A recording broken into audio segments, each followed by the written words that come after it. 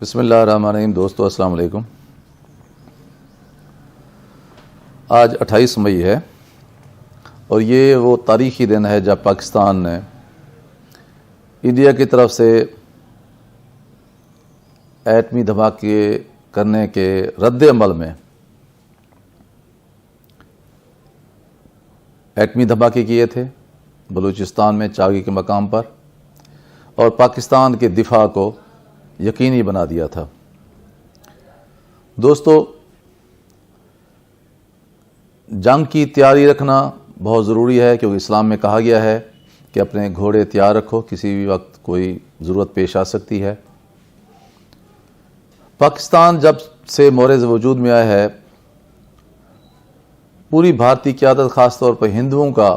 یہ یقین اور ایمان ہے کہ بھارت کے وجود کو تقسیم کر کے پاکستان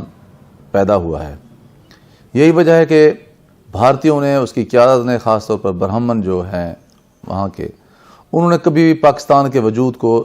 نیک نیتی سے تسلیم نہیں کیا، اور ہمیشہ سے ان کی یہ کوشش رہی ہے کہ اپنے ملک میں خوشحالی لانے یا تعلیم یا صحت کے جو وسائل ہیں ان کو بڑھاوا دینے یا لوگوں کی زندگیوں کو آسان بنانے کی بجائے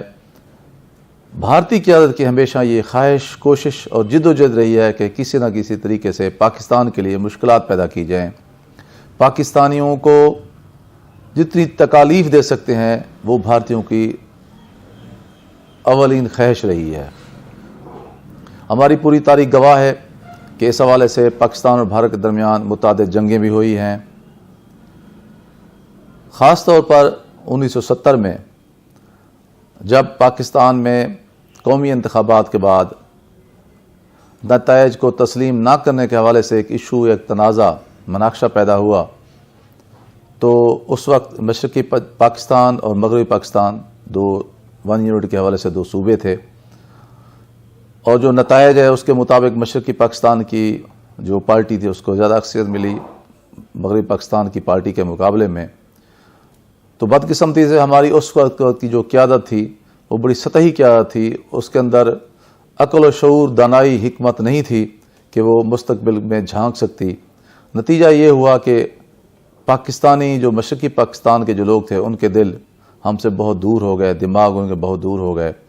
اور یہی وہ وقت تھا جب بھارتیوں نے پوری سازش کے ساتھ اپنے آپ کو بنگلہ دیش کے جو اس وقت مشرقی پاکستان تھا لوگوں کے ساتھ لا کھڑا کیا، اور ایک ایسی جنگ کی فضا پیدا کر دی جس میں مغربی پاکستان کی افواج کو ہتھیار ڈالنا پڑے،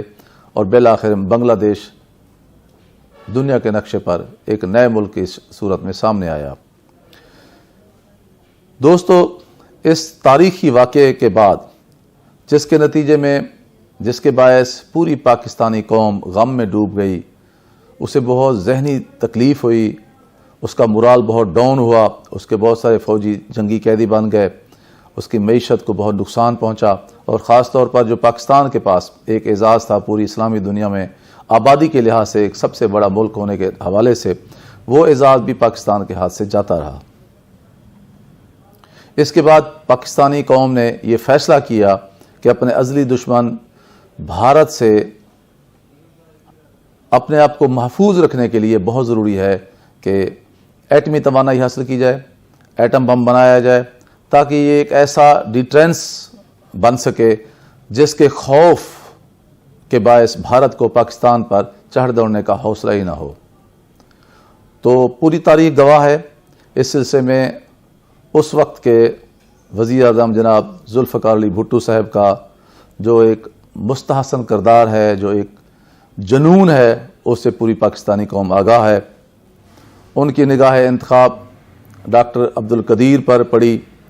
جو اس وقت کسی کینیڈا میں کسی اور ملک میں رہائش پذیر تھے۔ وہ انہیں پاکستان میں لے آئے اور پاکستان میں ایٹمی پروگرام کی بنیاد ڈالی گئی۔ دوستو، آپ کو پتہ ہے، کہا جاتا ہے کہ اس وقت امریکی وزیر خارجہ ہنری کسنجر، جو اب بڑے دانشور ہیں امریکہ کے، اور انہوں نے اپنی کتابوں میں اس کا اعتراف بھی کیا ہے، انہوں نے جناب ذوالفقار علی بھٹو صاحب کو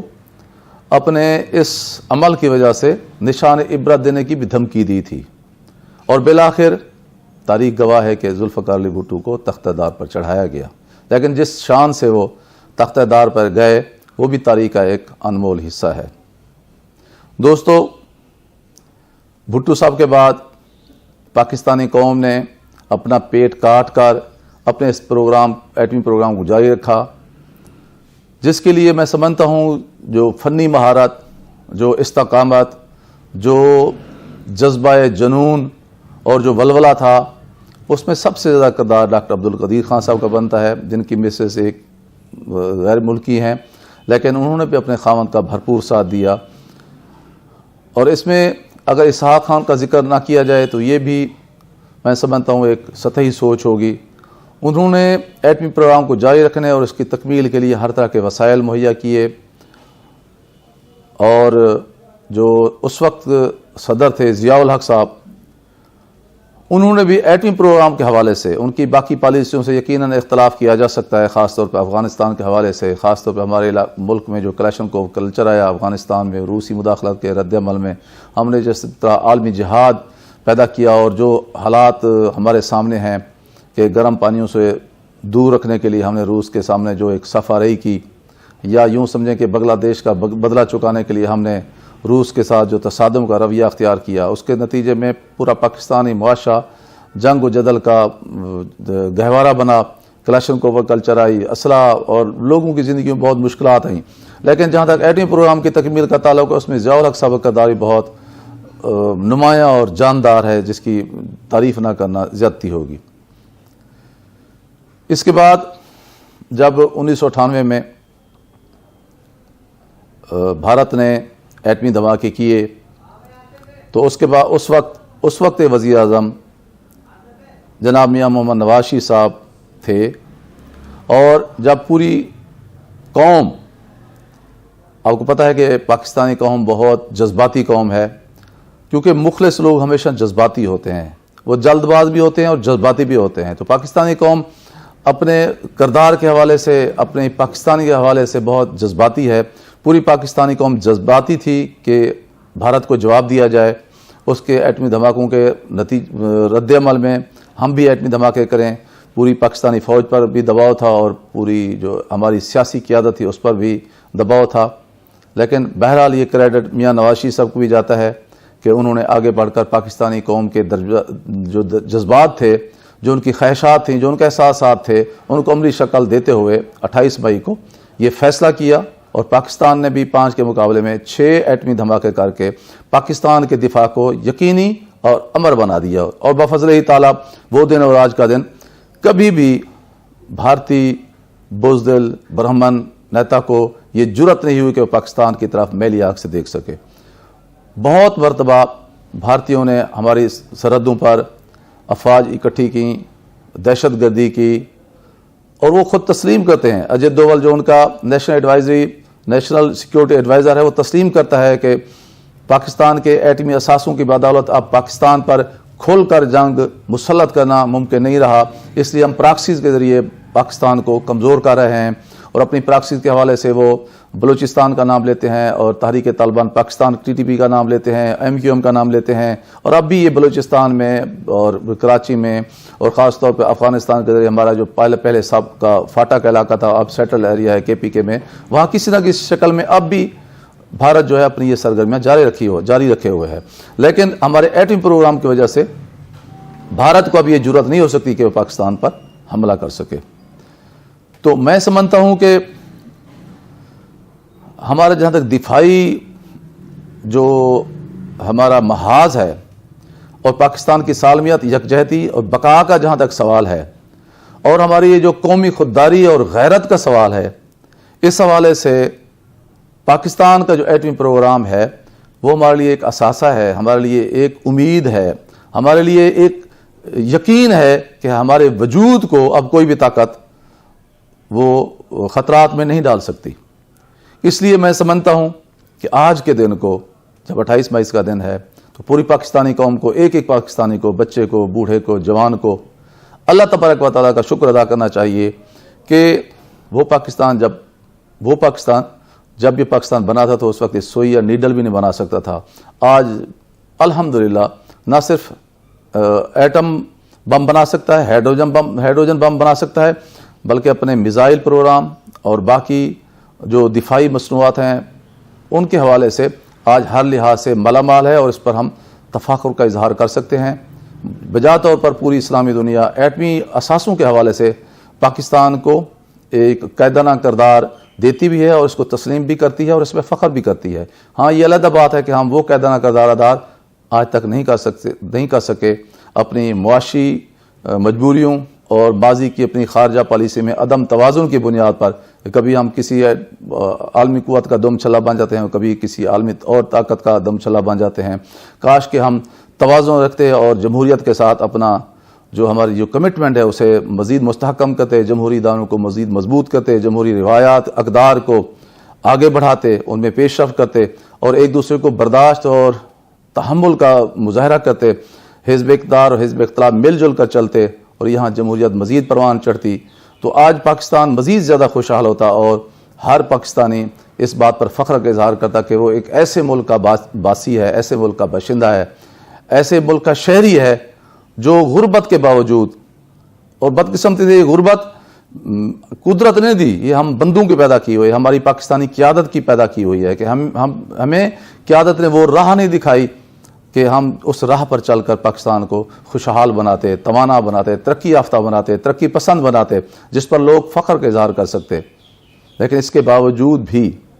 یہ جو ہمارے ایٹمی اثاثے ہیں، ہمارے میزائل جو پروگرام ہیں، ہماری جو ایک نظم و ضبط کی تسبیح میں پروئی گئی ہماری افواج ہیں، ہماری خاص طور پر جو انٹیلیجنس ایجنسیاں ہیں،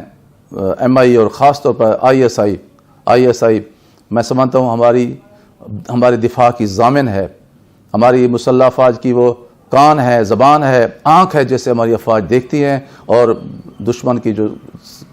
سرگرمیاں ہوتی ہیں، جو کوششیں ہوتی ہیں، جو سازشیں ہوتی ہیں، ان پر قد لگانے میں ہماری فورسز اس لیے کامیاب ہوتی ہیں کہ ہماری ISI ایک مجاہدین کا گمنام سپاہیوں کا، گمنام پاکستانیوں کا، اور وہ ایسے لوگ جو اپنی جانیں دے جاتے ہیں لیکن ان کا ہمیں پتہ نہیں ہوتا، ایسے گمنام مجاہدین کا ایک ایسا ادارہ ہے جس پر پاکستانی قوم یقینی طور پر فخر کا اظہار کر سکتی ہے۔ تو اللہ تبارک و تعالیٰ کا شکر ہے کہ اگرچہ ہم تعلیم اور صحت اور شہری سہولتوں کے حوالے سے آج بھی بہت پیچھے ہیں، اور ہماری اقتصادیات بھی جو ہے وہ دگرگوں ہے، ڈگمگا رہی ہے، لیکن جہاں تک ہمارے دفاع کا تعلق ہے، ہمارے ایٹمی اثاثوں اور مضبوط فوج کا تعلق ہے، یقینی طور پر وہ ہمارے لیے ایک ایسا روشنی کا مینارہ ہے جس کی روشنی میں ہم اپنے مستقبل کا محفوظ سفر کر سکتے ہیں۔ تو میں بطور خاص آج کے دن اس ایٹمی پروگرام سے جڑے کرداروں، خاص طور پر جناب ذوالفقار علی بھٹو صاحب اور جناب ڈاکٹر عبدالقدیر خان صاحب اور ضیاء الحق صاحب، اسحاق خان صاحب اور میاں محمد نواز شریف صاحب کو اپنی پوری قوم کی طرف سے مبارکباد بھی دیتا ہوں اور ان کی تحسین بھی کرتا ہوں، اور میں سمجھتا ہوں کہ ان ہستیوں کا یہ ہمارے اوپر قرض ہے جس کو ہم نے اس پاکستان کو محفوظ بنا کر، اس کو باقی رکھ کر، اس کی موجودہ جغرافیائی حیثیت کو مستحکم کر کے ہم نے یہ قرض چکانا ہے۔ دوستو، میری آج کی اس ویڈیو کو زیادہ سے زیادہ شیئر کیجئے اور اس رب تعالیٰ کا شکر ادا کیجئے جس نے ہمیں پاکستان کی شناخت عطا کی ہے، پاکستان کی چھت عطا کی ہے۔ آج میں اس لیے ڈاکٹر ہوں، MBBS ڈاکٹر ہوں کہ میں پاکستانی ہوں، میرا ملک ہے، مجھے جس نے شناخت دی ہے، مجھے تحفظ کا احساس دیا ہے، جس نے مجھے عزت اور وقار دیا ہے۔ اللہ نہ کرے اگر پاکستان نہ ہوتا تو ہو سکتا ہے میں آج ایک چپراسی بھی نہ ہوتا۔ تو وہ لوگ، وہ جو ننگ وطن ہیں جو ہر وقت اٹھتے بیٹھتے پاکستان کا گلہ شکوہ کرتے ہیں، میں سمجھتا ہوں ان کو شرم آنی چاہیے، ان کو اس اللہ تبارک و تعالیٰ کی نعمت کا ہر وقت اٹھتے بیٹھتے صبح شام جو ہے شکر ادا کرنا چاہیے۔ آپ ان سے پوچھیں جو کشمیر میں رہتے ہیں، آپ ان سے پوچھیں جو اس وقت عراق میں رہتے ہیں، جو لیبیا میں رہتے ہیں، جو شام میں رہتے ہیں، جو فلسطین میں رہتے ہیں، جو اسرائیل کے ظلم و ستم کے ماحول میں سانس لیتے ہیں، کہ جو غریب وطن ہوتا ہے، جو وطن کے بغیر ہوتا ہے، یا اس ملک میں رہتا ہے جہاں ہر وقت انتشار ہے، گولہ باری ہے، لڑائی جھگڑے ہیں، لوگوں کی زندگیاں محفوظ نہیں ہیں، وہ لوگ کیسے رہتے ہیں۔ اور خدا کا شکر ہے کہ 20 سال کی اس دہشت گردی کے ماحول سے ہماری قوم نے جس طرح قربانیاں دی ہیں اور ہماری افواج جس طرح ہمیں آج پرامن پاکستان دے رہی ہے، اس پہ اللہ تعالیٰ کا شکر ادا کرنا چاہیے۔ دوستو، آپ سے گزارش ہے کہ میری اس ویڈیو کو زیادہ شیئر کیجئے اور میرے YouTube channel doctor Nazir Siddiqui کو سبسکرائب کیجئے اور کمنٹ سیکشن میں اپنے کمنٹس ضرور دیجئے۔ بہت شکریہ، السلام علیکم۔